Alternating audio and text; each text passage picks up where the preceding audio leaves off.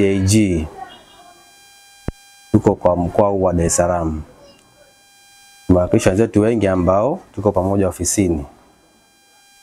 Kama sisi tumejiwekea utaratibu kama watumishi wa hiyo ofisi, kila mwaka tunakuwa tunashirikiana pamoja watumishi, tunachanga sadaka kwa ajili ya kutoa mkono wa sadaka kwa watoto ambao wanaishi ambao wanalelewa kwenye vituo mbalimbali. Kwa hiyo kwa mwaka huu pia tukasema tutembelee kituo chetu kama kituo cha kutembelea ili kuwapatia sadaka hiyo kwa ajili ya kushiriki kwenye hii sikukuu ya Pasaka.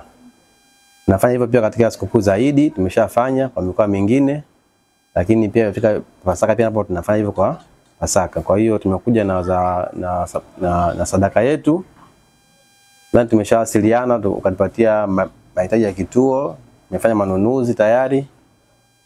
Mchele, unga, sabuni na vitu vingine mbalimbali ambavyo tumekuja navyo. Kwa hiyo tutavikabidhi kwenu ili pia nanyi pamoja na watoto ambao mnaleta hichi kituo mpate kushiriki vizuri katika Pasaka inayokuja kesho kutwa.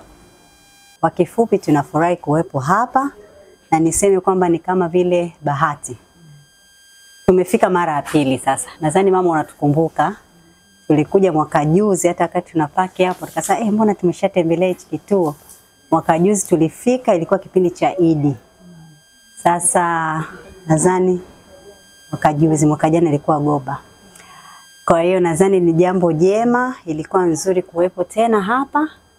Na kwa kifupi ni kwamba ofisi ya mdhibiti na mkaguzi mkuu serikali ameona ni jambo jema kufanya hili ili tuone watoto nao wanasherehekea katika hii sikukuu ya Idi pamoja na Pasaka. Idi imeshapita, sasa hivi imebaki Pasaka. Kama mwenzetu alivyosema, mahitaji yale tumeweza kuyakamilisha, huenda sio yote, lakini mengi baadhi yao tumeweza kuyazingatia.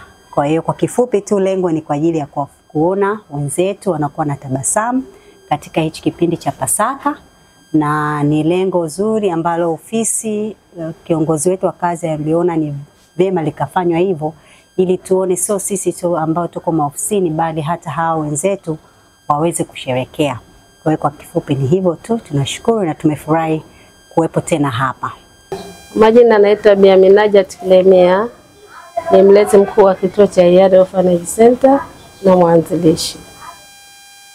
Napenda kutoa shukrani nyingi kwanza kwa Mwenyezi Mungu aliyowajalia siku ya leo kutambua uwepo wa watoto hawa na kuja kuwapendekeza kushiriki na nyie katika Pasaka.